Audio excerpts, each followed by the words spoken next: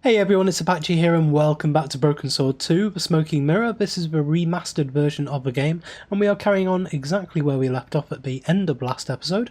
We are currently in the British Museum with Nico Collard here. We're in control of her rather than George Stobbart for this episode.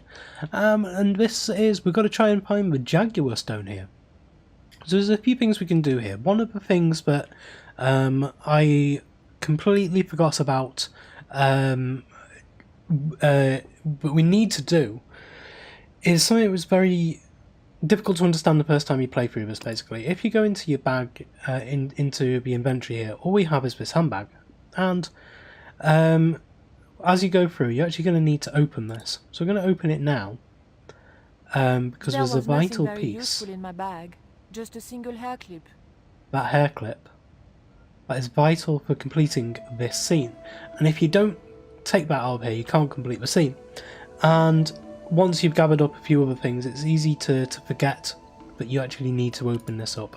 So if you are stuck on this at all, if you're following on along at home, that bag is the key to this scene.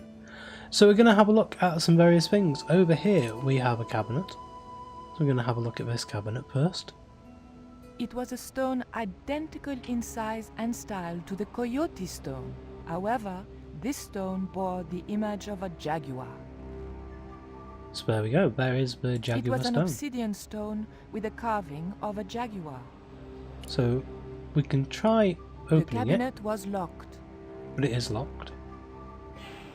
We have these girls here. The two Japanese girls were inexplicably amused by something. We can talk to them.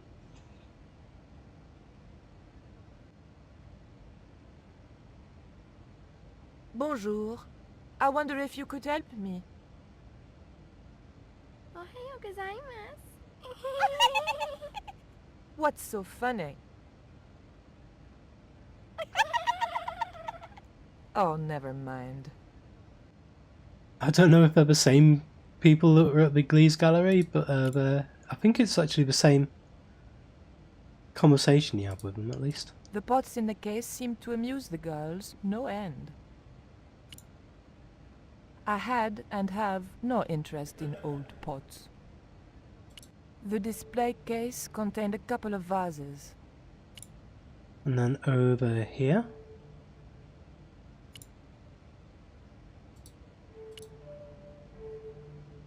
It was a small flat square of polished obsidian.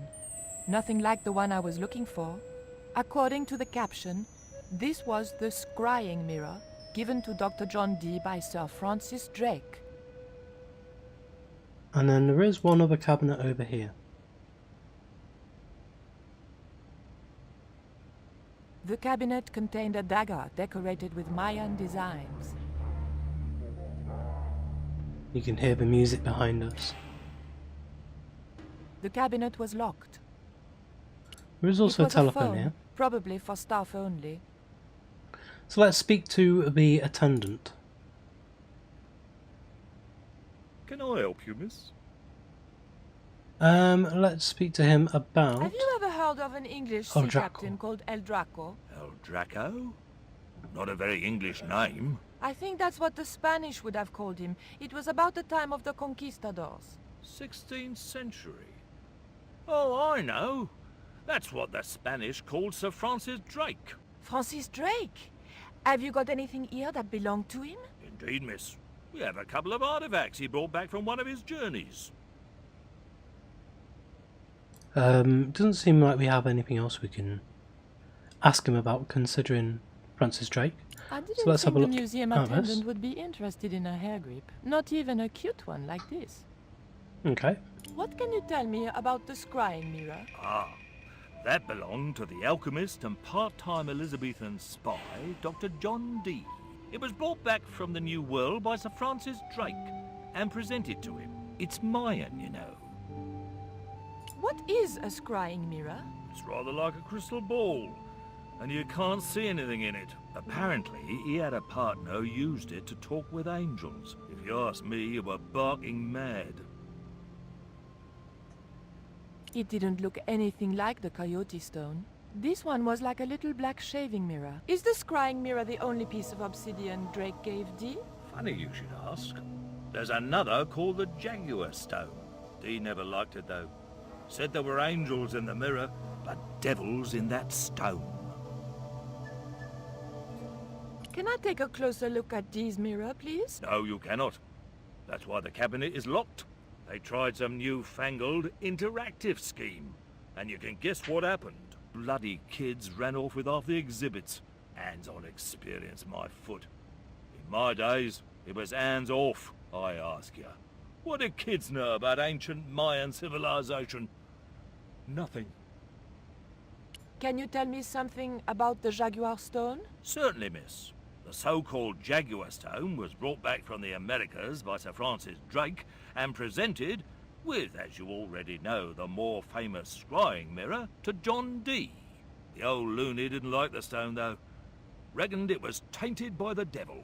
Come along, miss. I'll show you the mirror. I've already... Oh, never mind.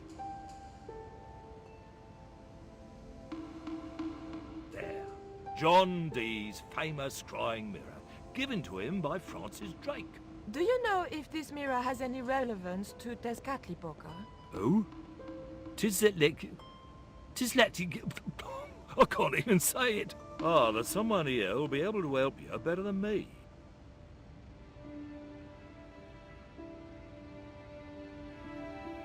Professor This young Rupier. lady has some questions to ask, Professor. I think she's from France. Professor Roubillier? Eh? What? You two know each other, do you?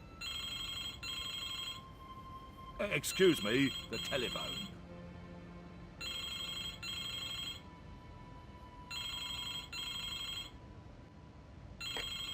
We meet again. Mademoiselle? France, eh? Yes, I believe that's where you live, Professor. I have a house there, on the outskirts of Paris, but I haven't been back for many months.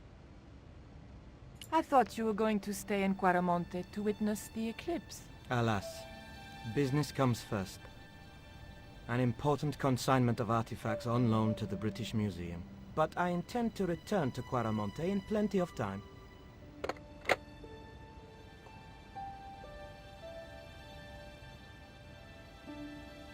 Professor Roubillier, your taxi's here. If you'll excuse me, I have some urgent business to attend to at the docks. We didn't actually get to speak to him about the Jaguar Stone, though. Can you answer me some questions about the Jaguar Stone? Certainly, miss. If you just step this way.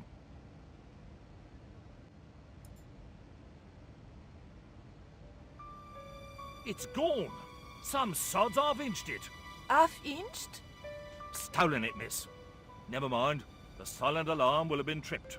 I'm afraid nobody can leave until our crack security team gets here. How long will that take? Could be a while. I think it's their tea break. The thief could be miles away by then. Don't you worry about that, miss. Just don't try to leave. It was too much of a coincidence that Roubillier showed up and the stone promptly disappeared. I didn't have time for their crack security team to finish their tea. I had to get after him. Okay, so we've got to try and break out of the museum now. So we can see here there is a key.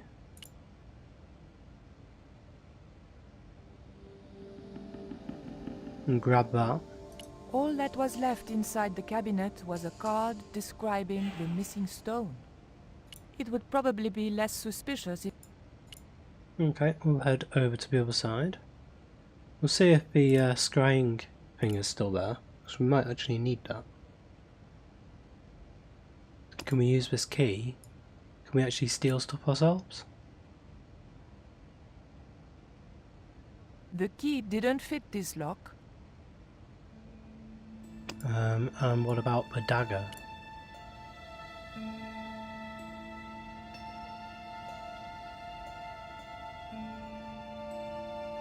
The key unlocked the case.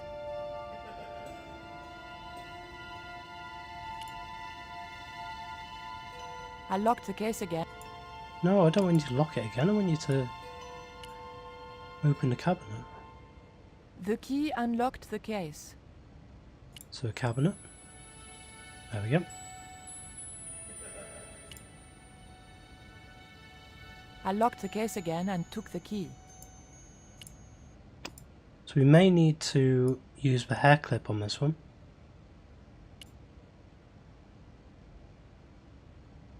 The cabinet was locked.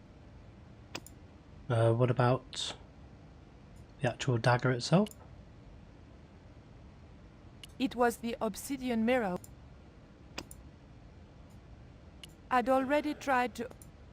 So no, we can't get the scrying stone. Can we use the telephone? I didn't need to make a call.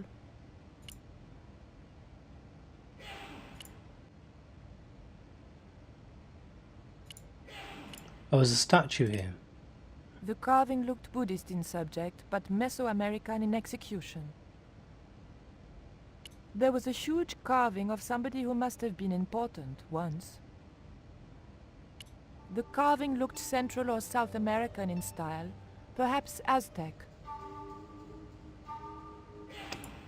So let's try, can we use the dagger with one of these?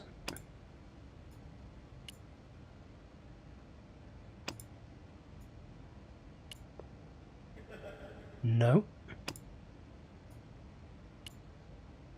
Can we use the hair clip with any of them?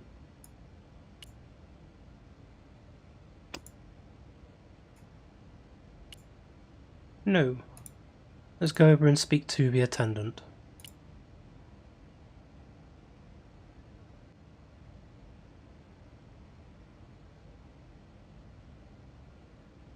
I didn't steal the stone. I was nowhere near it. So who do you suppose did steal it? It must have been Oublié. Huh! Begging your pardon, but he's a man of letters. A professor. So was Moriarty. Man of letters or not, he's your culprit. Don't you think it's suspicious that Oublié has urgent business at the docks? Not in the slightest, young lady. He's gone to oversee the unloading of cargo, an exhibition of Mayan sculpture on loan from Mexico City. What's the name of the ship? The Xibalba Princess, moored down by Tower Bridge. Why do you ask? Just wondering. Don't really want to talk to him about the key. Maybe? Look at this. The thief left this key in the cabinet. Oh dear. Oh dear, oh dear, oh dear. That makes the theft an inside job, right? Oh dear. In other words, the thief was Professor Oublié. Well, let's leave that for the police to decide, shall we? I better phone them right away.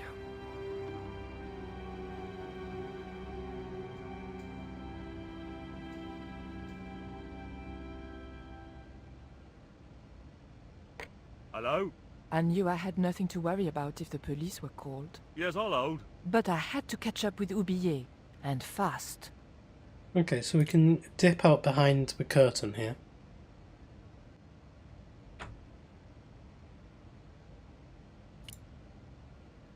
The doors were securely locked. And so now we can use... The doors were securely locked. No? Maybe the key? The doors were secure. Or a dagger?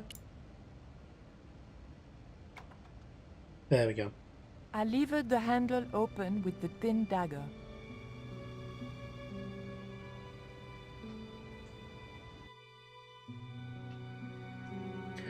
Meanwhile, back at Ketch's Landing. So here we are inside the Ketch's Museum. The interior of a sailing ship. It was disturbingly effective. I do love this room. It reminds me of Monkey Island, the ship on Monkey Island. So we can see various different things in this room, and later on in this scene you will see one of the most annoying things in this game. So let's have a look at a fair few things first. Maybe that wheel was from Ketch's ship.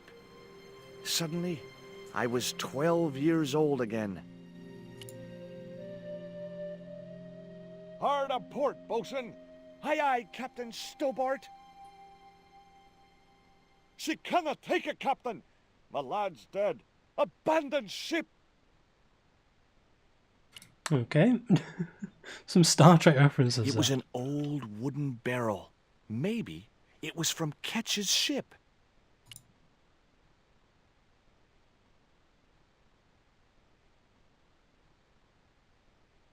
Yow! I should have known better than to put my hand in there.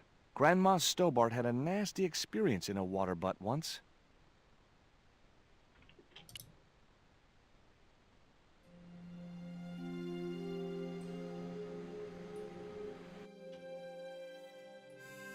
Captain Frederick Ketch, 1570. Around his neck was a cross. Maybe he was a part-time pirate.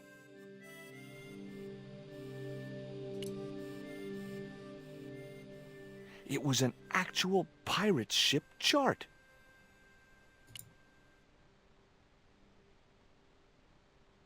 Okay, I've had my hands on an historical document. Now what? Well, I assume we've got to put it on the table.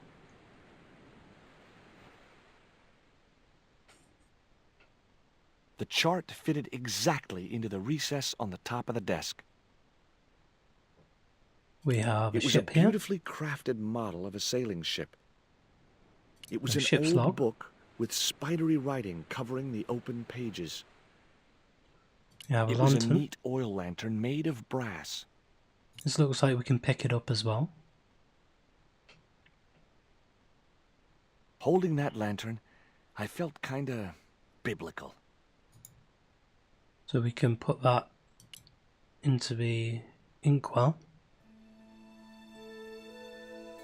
The lantern fitted so precisely in the inkwell, it could only be deliberate. The desk had obviously been cut to fit the chart. Or maybe vice versa. Can pick up a quill and take that. That might come in useful in ticklish situations. Let's have a look at the ship's log properly. March 20th, 1670 fix. Engaged frigate off Fan Salvador? It was garbage. Huh. I guess being a pirate didn't require too many academic qualifications. The passage went on to describe how Ketch had got wind of the approach of a fleet of English ships. It seemed the new governor had not shared his predecessor's views on Ketch's activities.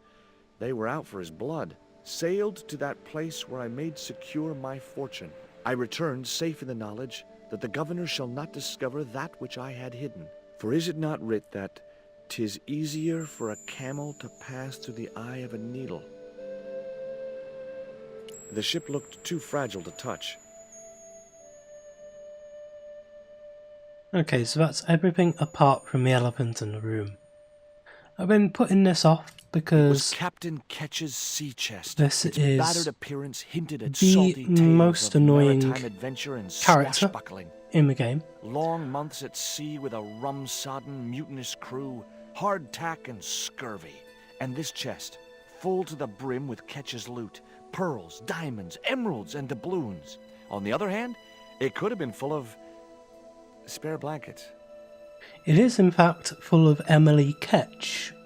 Emily Ketch is very much the Tom Bombadil of this game. Some people love her, some people absolutely hate her.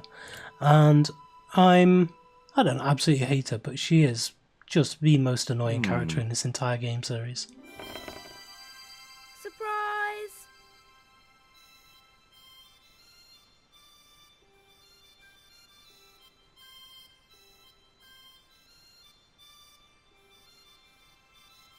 What the? Who are you? I'm Emily. What were you doing in there, Emily? Hiding. What are you doing here?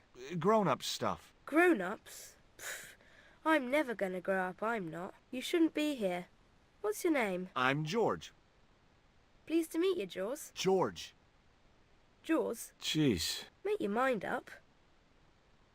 Yep, annoying. What can you tell me about Captain Ketch? That's him on the wall, in the picture. Yeah, I know. Scary-looking guy, huh? He was my great-great-great-great-grandfather. Yeah, you have his eyes. Why don't you go play with Rio? I'm not allowed. How come? 'Cause Aunt Frost says I'm not allowed out of the house. That's why, Mr. Nosy Beak. Too bad.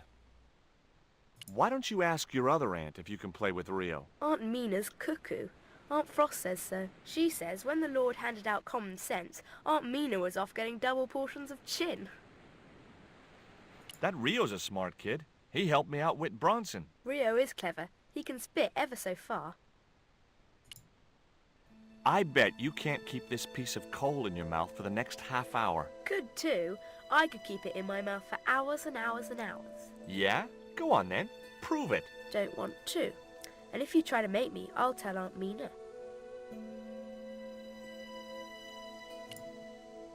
Look, an ancient Mayan stone. Is that a magic stone? Well, I don't know about that. No. Would you like to play darts? No? Oh, come on. I'll throw, you catch. That's dangerous. Darts will stick in me and make me bleed. Obviously, George here follows my sentiments about Emily. Do you know how to use a theodolite? We don't learn anything about surveying at my school. Not until 5th grade. That cross you're wearing, Emily, It's my lucky Jesus cross. it's just like the one Captain Ketch wore. Uh-huh. Can I borrow it? Uh-uh. What would you trade for that cross, Emily? A puppy. Well, I don't happen to have a puppy in my pocket right now. Can you think of anything else you'd trade? Don't know. I hate the way she just sways from side to side. I think that's probably it.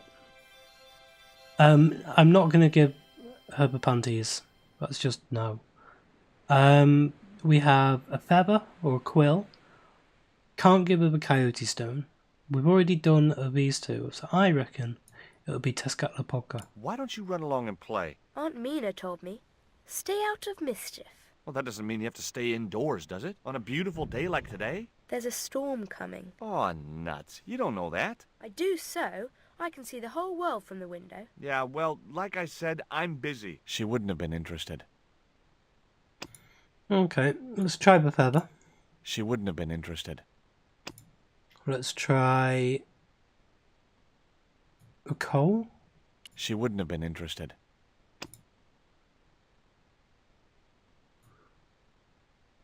She wouldn't have been interested. She wouldn't have been interested. She wouldn't have been interested. She wouldn't have been interested. She wouldn't have been interested.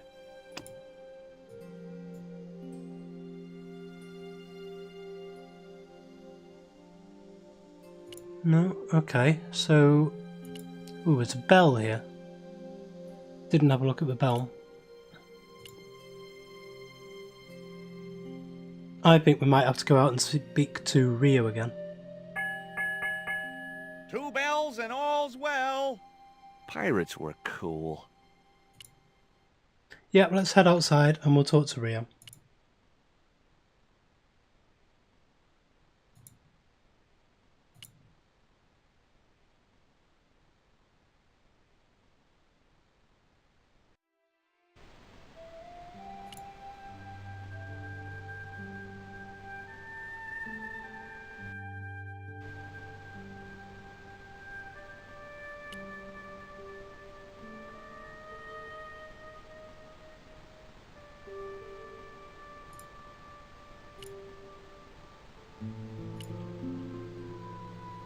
Might as well see what he's got to say. He knows Emily more than we do. You'd know what she likes. What do you give to a small, irritating girl who asks about everything? Try a conch. Delicate colors, interesting shape, and when you put it to your ear, you can hear the sea. Yeah, why's that? Usually because you're standing next to it. Cool. Have you got one? Yeah, but I promised it to my sister. She well vexed with me. Why is your sister mad with you? But last night, when I got home with our supper, she went wild. Rio, she said, how come all you ever catch is puffer fish? A sicker puffer fish. What I want is tiger fish. So don't bother come back home till you catch one, boy. I don't see how I'm gonna catch no tiger fish. All I have is a fishing pole and a worm. What do you need to catch a tiger fish? One of them real fancy flies like the rich fishermen use. Any use for a quill? What's a quill? It's what people used to write with in Captain Ketch's days. No, I'd sooner be fishing. So if we use the feather with the dart, that will create like a fly. No, that's wrong. Yeah? What you got there? I didn't think the kid'd be interested in that. It was the quill I'd found in the Ketch Museum. It was the poisoned dart which had stunned Nico. I'd never known anything keep her quiet so effectively. What you got there? I didn't think the kid'd be interested in that. No? And that's very, very much like a fly. I wasn't convinced. That isn't it. It'll be I'd something better like think this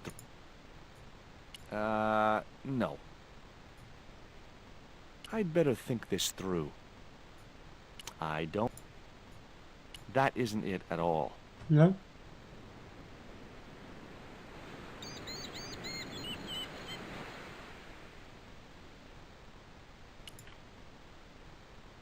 Well, let's see what else is around.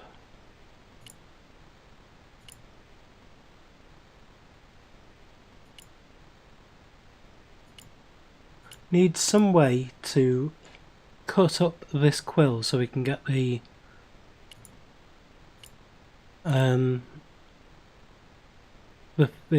smaller feathers from it. Is there anything on the table? No. Let's see if there's anything back inside.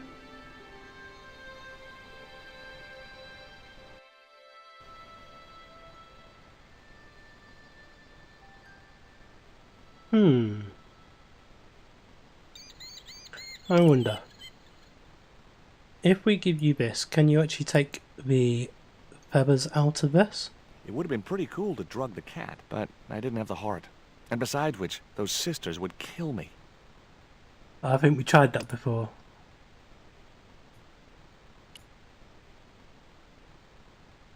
There we go. The cat made short work of the feather, tearing it into a blizzard of small pieces.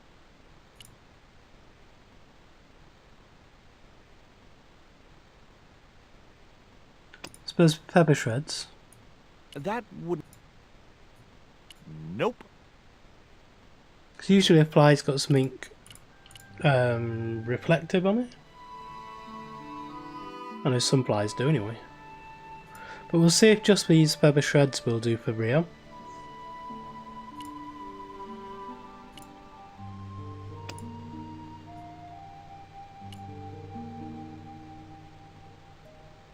What you got there? Hey, this is just what you need to make a fly. Thanks. Let's hope them tiger fish hungry. A deal's a deal. Here's a conch. Okay, so now we'll be able to give that conch shell to Emily. So we'll head back up there.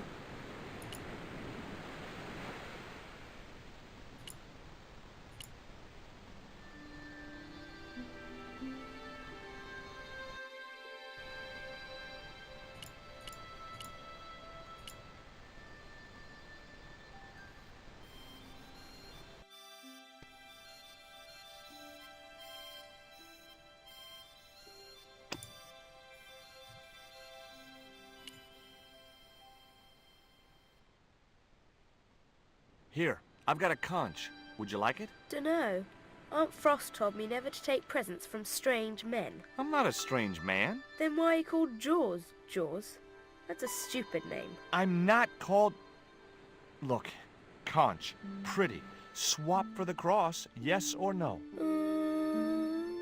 Right, this thing's going out the window. Okay, we'll do swapsies.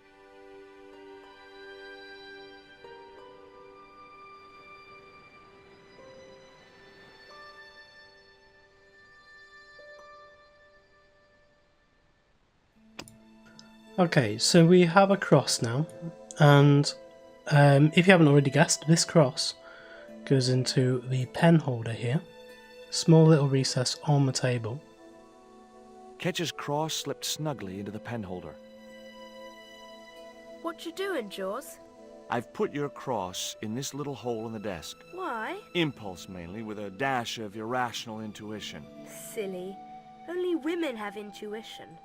The lantern cast a strong light over the desktop. The light cast a shadow of the cross. And the shadow fell precisely over a small, unnamed island shaped like a skull.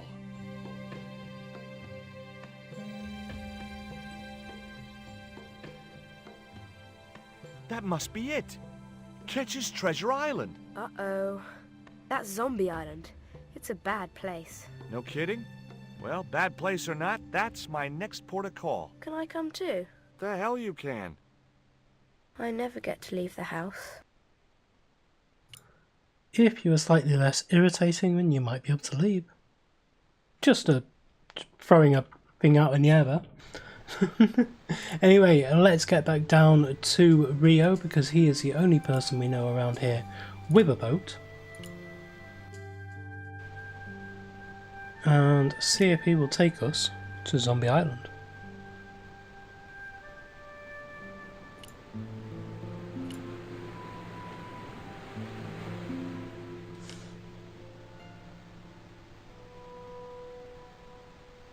Would you take me to, Zombie Island? In this weather? You're madman. The rain will keep the zombies indoors. Just say I did meet a zombie. What would you do? There ain't no zombies on Zombie Island. At least, not anymore. It's uninhabited. Good. What do you mean, not anymore? You still want to go? I guess. Well, I ain't had no luck with them tiger fish. And with the mood my sister is in, I'll be safer with the zombies.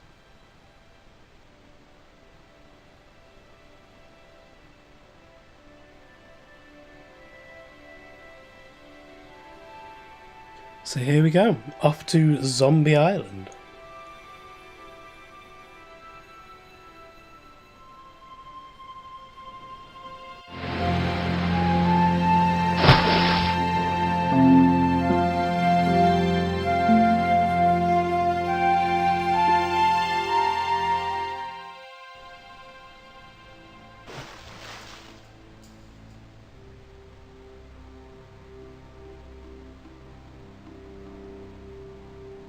So, this was Zombie Island. Somehow I'd been expecting something more sinister. Come on, Rio. Let's find that treasure. No, thanks. I'm staying right here. Oh, come on. You said yourself there's no zombies left. Yeah, but that was while there was a big pile of seawater between me and this place. All me have now is this little bit between the boat and the shore, and I'm hanging on to it. And that, I think, is where we're going to finish off this episode. During the next episode, where we'll be gallivanting across Zombie Island, trying to find Ketch's treasure, or buried treasure.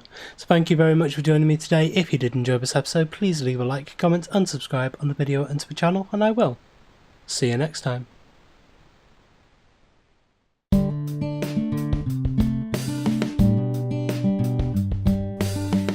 If you enjoyed this video, please consider supporting me by subscribing to the channel and liking and commenting on the videos. Thanks. See you next time.